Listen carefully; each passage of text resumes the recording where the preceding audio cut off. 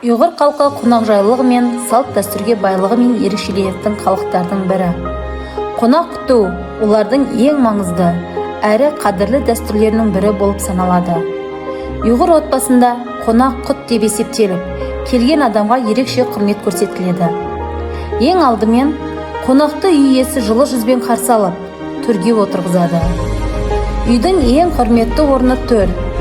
Сол жерге үлкендер мен қадірлі қонақтар жайғасады. Қонаққа міндетті түрде шай ұсынылады. Ұйғырлар шайды ерекше құрметтейді. Сондықтан дастархан басы көбіне шай ішуден басталады. Дастарханға түрлі ұлттық тағамдар қойылады.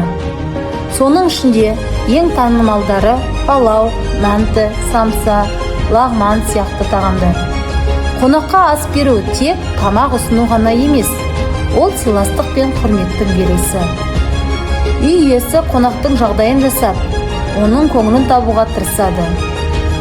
Ұйғыр халқы қонақпен әңгімелесуге де ерекше мән береді. Әңгіме барысында үлкендерге құрмет көрсетіліп, сөз бөлмей тыңдау әдебі сақталады.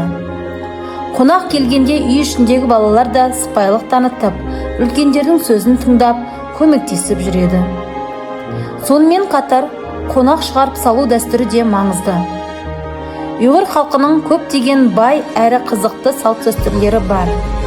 Солардың негізгі түрлеріне қысқаша тоқталсақ: қонақ күту дәстүрі, шай ішу мәдениеті, үйлену той дәстүрі, бесікке салу, наурыз мерекесі, ұйғыр халқының ұлттық ойындары, чук-чук, асыққа ұқсас ойын, ләңгі, қыз қуу, тоғызқұмалақ тағы басқа ойындары бар.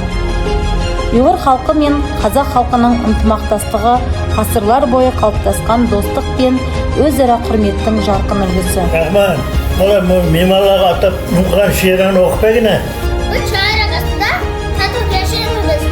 Досы бұл әрдайым қоштып жүріз.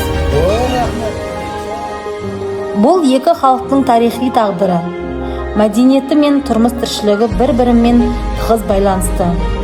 Қазақстанда ұйғыр халқы қазақ халқымен бірге бір шаңырақ астында өмір сүріп келеді. Еліміздегі ұлтаралық келісім мен татулық осы ынтымақтастықтың нақты дәлелі.